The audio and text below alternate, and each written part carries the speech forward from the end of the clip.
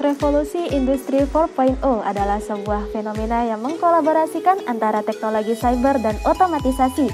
Dengan sistem yang otomatis, maka dalam kegiatannya tenaga manusia akan berkurang, sehingga langsung berpengaruh pada kualitas kerja dan biaya produksi.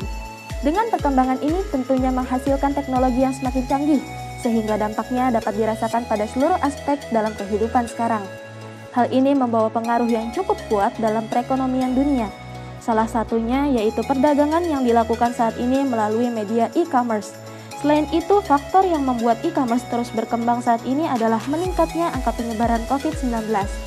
Hal ini diperlukannya penyesuaian atas berbagai perubahan yang terjadi. Pemerintah telah mengeluarkan Perpu Nomor 80 Tahun 2019 mengenai PMSE. Selain itu, Presiden dan DPR pun telah mengesahkan Undang-Undang Nomor 2 Tahun 2020 pengganti Perpu Nomor 1 Tahun 2020 menjadi undang-undang. Hal ini menjadi salah satu tonggak sejarah pengenaan pajak atas layanan digital di Indonesia untuk pertama kalinya. Menurut DJP, pemungutan PPN PMSE agar menciptakan level playing field di antara pelaku usaha domestik dan asing yang menyerahkan BKP, barang kena pajak tidak berwujud dan atau JKP, jasa kena pajak, melalui perdagangan sistem elektronik. Tetapi jika didasarkan pada pendapat itu, dalam hal pemenuhan pajak terdapat ketidaksetaraan di antara pelaku-pelaku usaha. Maka dari itu, diperlukan sebuah upaya untuk bisa menyelesaikan permasalahan tersebut, sehingga kedepannya e-commerce menjadi sumber utama penerimaan pajak pada tahun-tahun selanjutnya. Assalamualaikum warahmatullahi wabarakatuh. Salam hormat untuk kita semua. Om Swastiastu, Namo Buddhaya. Salam kebajikan. Kami ucapkan terima kasih kepada panitia dan para dewan juri, Ibu Haja Fatima SEME, Ibu Tia Lurah, serta perwakilan Kanwil DJP Nusa Tenggara Barat yang telah memberikan kami kesempatan sebagai finalis 12 besar Unram Text Competition 2021. Saya Laila Gita Sapitri, saya Yatun Nupus, saya Nisan Hasanah. Dengan bangga kami mempersembahkan sebuah karya untuk Indonesia dengan judul Peningkatan Pajak Ekonomi Digital Era 4.0 dengan metode Level Playing Field. Kain lembut dari sutra dipakai anak ke tengah desa. Kami dari Institut Stiami Jakarta siap memberi karya untuk Indonesia. Level Playing Field merupakan keadilan bagi para pelaku usaha, terkhusus dalam pemenuhan kewajiban pajak. Tujuan dari metode ini, ke-1, memberikan kemudahan administrasi perpajakan pelaku e-commerce. Kedua, mendorong kepatuhan perpajakan pelaku e-commerce. Ketiga, membentuk kesetaraan perlakuan antara pelaku usaha konvensional dan elektronik. Dengan menerapkan kewajiban yang sama antara pelaku e-commerce, pemerintah dapat mendorong level playing field sekaligus menambah penerimaan pajak. Pelaksanaan level playing field ini tidak ada jenis pajak yang baru. Namun dalam hal ini, pelaksanaan pajak e-commerce hanya menjalankan peraturan dan ketentuan yang sudah ada, yaitu Undang-Undang Ketentuan Umum dan Tata Cara Perpajakan, Undang-Undang Pajak Penghasilan, Undang-Undang Pertambahan Nilai, dan Peraturan Pemerintah Nomor 46 Tahun 2013 mengenai PPh atas penghasilan dari pelaku usaha wajib pajak yang memiliki peredaran bruto tertentu. Dalam e-commerce terdapat dua jenis pajak yang dipungut, yaitu pajak penghasilan dan pajak pertambahan nilai. Pengaturan pajak penghasilan atas pajak sistem elektronik tercantum dalam Pasal 6 Undang-Undang Nomor 2 Tahun 2020. Meninjau kembali pada pasal tersebut bahwa subjek pajak luar negeri yang melengkapi kehadiran ekonomi signifikan yang dikenakan pajak penghasilan atas transaksi elektronik.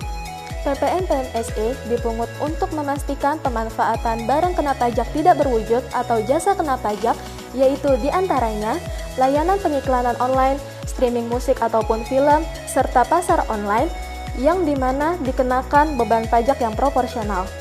Pelaksanaan pemungutan tersebut tanpa memerhatikan domisili dari pelaku usaha yang menyediakannya. Hal ini terkait dengan asas equity perpajakan. International Bureau of Fiscal Documentation membagi equity menjadi dua, yaitu horizontal equity dan vertical equity. Horizontal equity itu mengarah kepada orang-orang yang memiliki kondisi ekonomi yang sepadan sehingga mereka harus mendapatkan perlakuan pajak yang sepadan pula.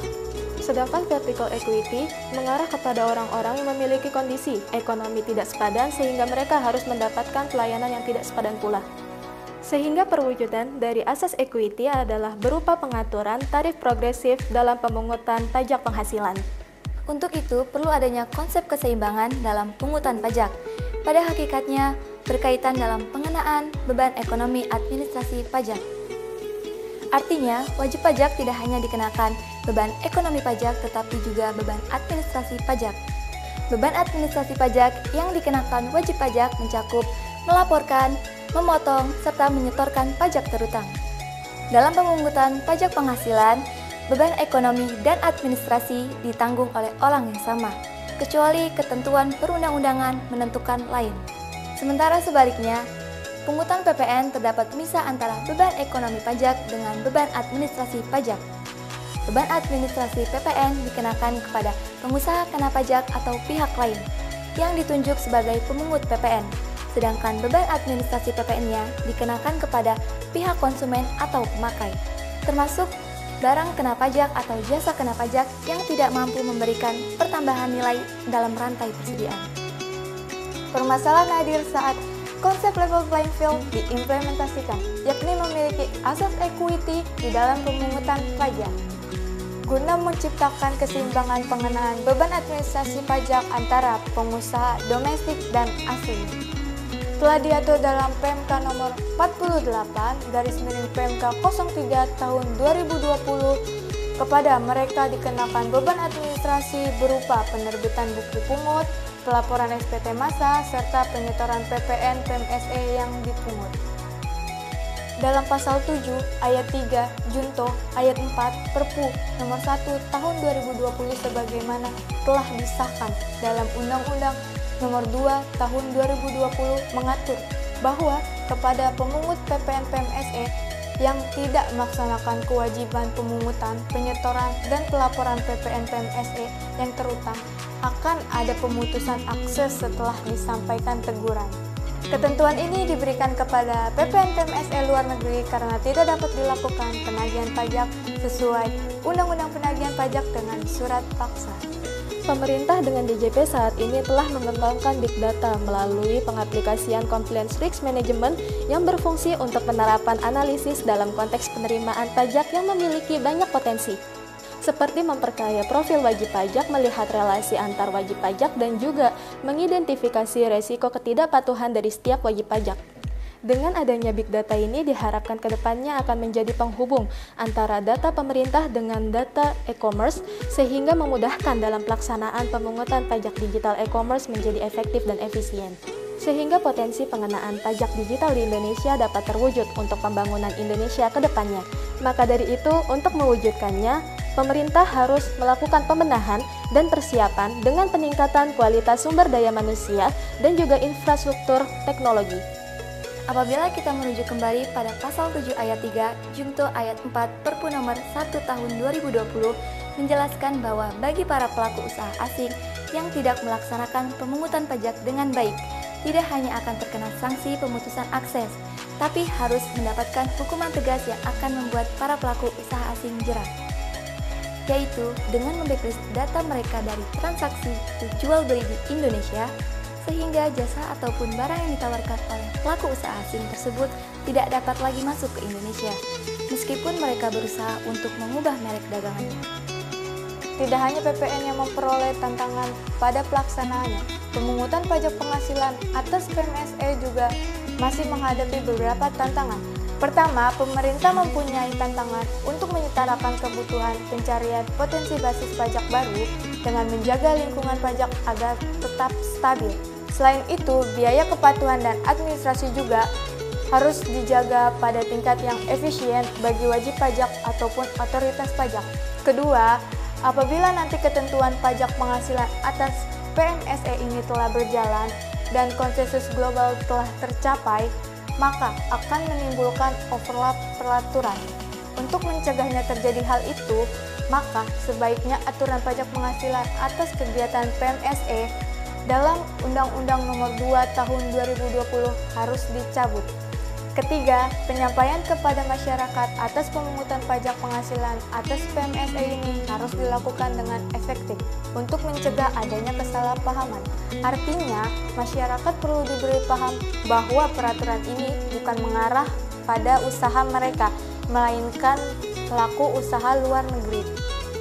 Oleh karena itu, pemerintah sudah membuat upaya yang tepat dengan mengeluarkan Undang-Undang Nomor 2 Tahun 2020 sebagai tumpuan pajak baru di tengah menurunnya penerimaan pajak akibat COVID-19. Selain itu, pemungutan PPN dan pajak penghasilan atas kegiatan PMSE juga termasuk sebuah upaya nyata dari pemerintah dalam menyeimbangkan level playing field bagi para pelaku usaha di Indonesia. Menimbang forum internasional dalam usaha mencapai konsensus global masih terus dilaksanakan, maka Indonesia juga harus terus aktif berkontribusi supaya perhatian sebagai negara pasar dapat terakses dengan baik. Dan sudah pasti kita tidak ingin konsensus global yang dicapai hanya memberi keuntungan bagi negara maju saja. Oleh sebab itu, pemerintah wajib memastikan pembagian dalam pemungutan pajak ini dapat dilakukan dengan seadil-adilnya. Kementerian Keuangan bersama dengan DJP harus bisa bekerjasama dalam menimbang segala aspek, termasuk aspek keadilan dan potensi besar di dalamnya, agar potensi pengenaan pajak digital e-commerce bisa terwujud untuk pembangunan negara di masa depan menuju visi Indonesia Emas 2045. Satukan hati, bulatkan tekad, dan mengabdi untuk negeri. Pajak ekonomi digital era 4.0 dengan metode level playing field Sebagai potensi penerimaan pajak di Indonesia.